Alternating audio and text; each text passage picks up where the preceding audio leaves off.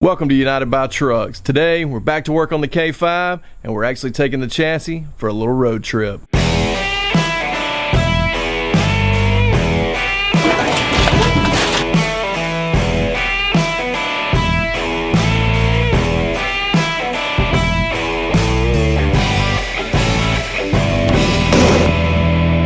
So we're back to work on UBT K5 today. We're really just pulling the gas tank, pulling the rear bumper, and getting it ready to go over to our buddy Mike Howe's shop at How's It Doing Garage. He's going to be helping us out with all the stuff on the rear end as it relates to suspension and chassis. So he's been bagging trucks for a long time. We've got a few things that we don't really know how to do that he's going to help us out with. So we're going to be taking it over there. Let's get started pulling this gas tank, this rear bumper, and then we're going to be talking a little bit about what we've got planned for the suspension on the two-wheel drive K5, UBT K5. So y'all hang tight. So real quick, we've got this gas tank. We're not going to be using the factory style tank. We're actually going to probably using a Boyd tank. So we've got to pull this tank, the skid plate. We're going to go ahead and pull the bumper off while we're here, as well as get all these fuel lines undone. So we think that's going to make it a lot easier. Pull out these rear mounts that were giving us a little trouble. We got some wiring here we're going to undo, and we're going to take it over to Mike's and really start talking about what we're going to do for the rear of this thing. Got to pull off this rear leaf spring hanger, do some cool stuff across the rear of the suspension. Obviously we got the whole front suspension we're going to be doing, but we're focusing on today getting this tank out, getting this rear bumper off, and then letting you guys know what we're going to be doing to the rear suspension.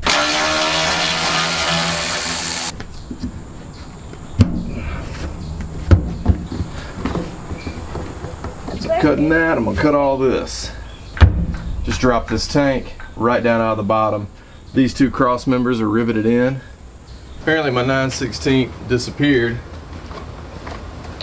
Naturally, closest thing is an AutoZone, so I had to go buy a complete set of deep wells from AutoZone. Really, I'm more of a Milwaukee guy. Even gotten interested in some of that Capri Tools stuff. I know both of them really aren't made in the US anymore, but Duralast stuff. Not typically my favorite, but I needed the 9/16 deep well, and the only way to get it was go in Duralast. So that's what we're going to be using. Basically all we're trying to do right now drop this shield for the gas tank here, because while I thought it wouldn't be, it is in my way to get this bumper off. So you just got some 9/16 bolts back here, and I think this thing's about to drop.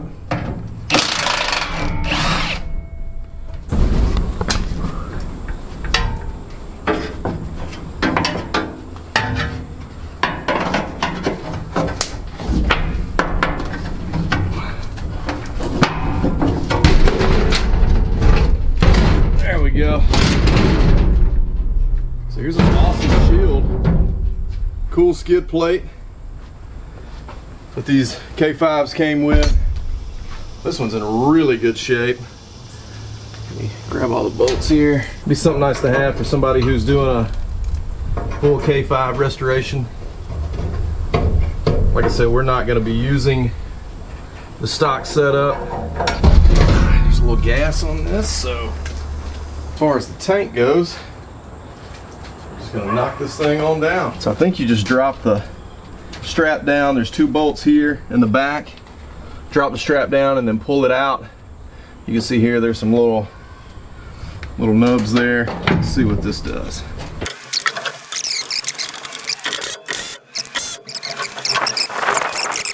Hey guys, just want to jump in here real quick, let you know not only did Trique Manufacturing provide the Altman Easy Latch setup for Teddy, but they want to give you, yes, one of the UBT community members, a chance at winning your own Altman Easy Latch. Guess what? They're not just for C10 trucks. They actually make them for 47 to 72 Chevy trucks and from 40 to 56 Ford trucks. So how much more United by Trucks can you get? You got them for Ford and Chevy. All you got to do is head over to Instagram, give them a follow, and go comment on their latest picture. Tag a buddy who needs to stop slamming their doors. Or you can sign up on their website via the link we've got down in the description below. And the giveaway ends October 15th. So be sure you take action today. So what we got to do now is pull these nuts loose from these bolts. They actually have I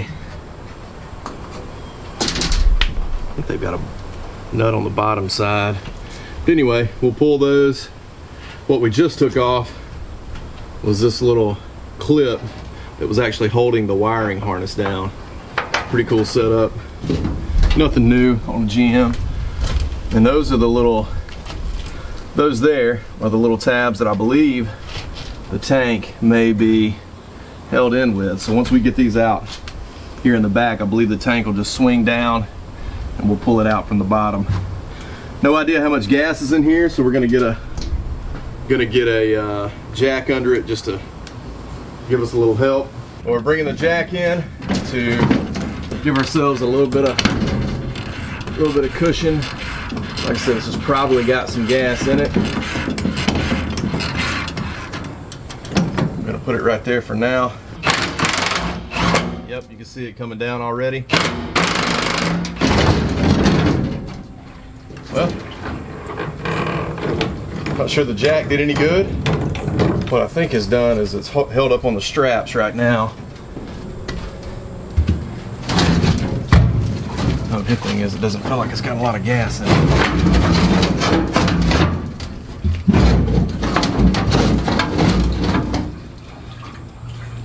Looks like it's gonna hang up on the tank right there, so we're gonna have to move some stuff out of the way because this exhaust hanger is gonna hold it up in the tag bracket. Well, so let's see if we can slide it out the side here.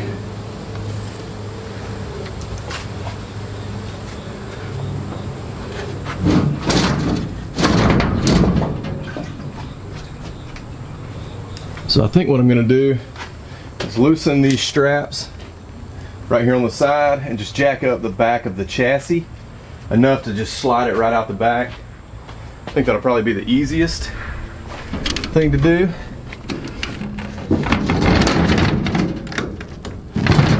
Right under here, put a block on that. See if we can get this chassis lifted up enough to just slide that tank out. I believe that ought to do it right there. Well, let's go up a little more. Let's hang it up on the fuel cylinder, fuel pump set up.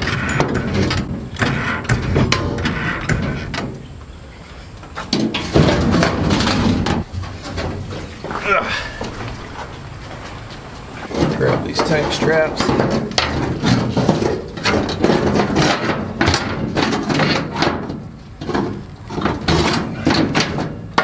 Crazy is that this chassis, this 4-link ain't worth a flip, and it just holds this chassis up. So let's finish pulling this bumper and we'll be in business.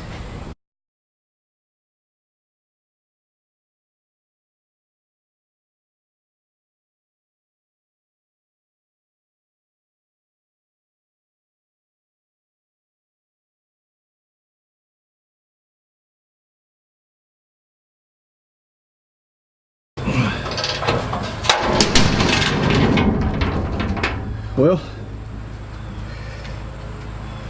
came off, but it took a little snapping of the bolt there.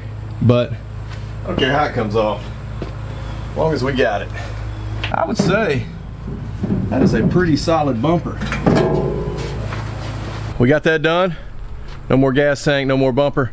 So we're gonna take it over to Mike's, talk about what we're gonna do on the rear end. Y'all stay tuned. All right, guys, so we're now in the truck, headed out to Mike's shop, his home garage called How's It Doing Garage. We are pulling the trailer, the K5 chassis on it. As you saw earlier, we got the tank out, we got the back bumper off. All that came out pretty smoothly. Only broke one bolt, which is pretty sweet. Now we're gonna take the chassis out here to get the suspension process, at least on the rear, started.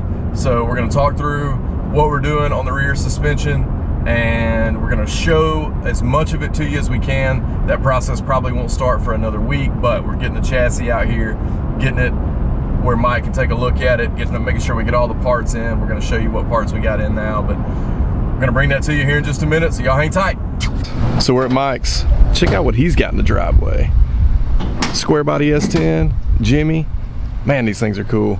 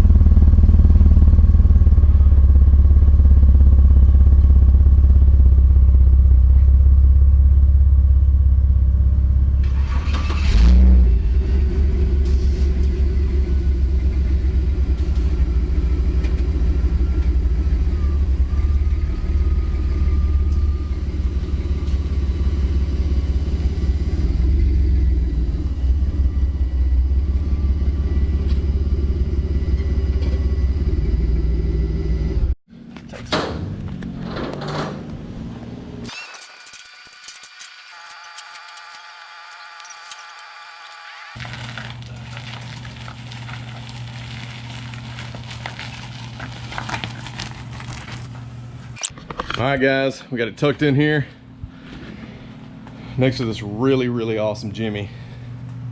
Not much better inspiration you can get than that. So I'm going to introduce you to Mike here in just a second. We're going to tell you what we're going to be doing to the rear. We're officially at Howe's at Doin Garage, and this is Mike Howe. Told you guys I was going to introduce you to him. He's the man that's going to make this happen. This is his awesome fiance, Anna. And they got all sorts of cool stuff in here. So this is actually Anna's Jimmy, and this thing is really, really cool.